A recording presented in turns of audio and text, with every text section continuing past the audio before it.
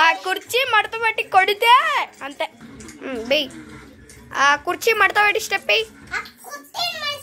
మడత పెట్టి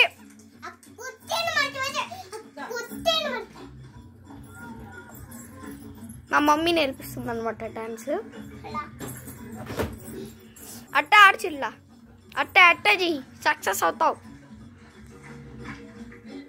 చెయ్యి. మా చెల్లెలకి అయితే అవ్వలేదన్నమాట. ఎట్టా వస్తుంది డాన్సు. బాగుంటే నచ్చితే సబ్స్క్రైబ్ చేసుకోండి. చూసారా ఇప్పుడు వీడియో ఆఫ్ చేసిన దానికి బాగా వస్తున్నాయి స్టెప్స్ చూడండి.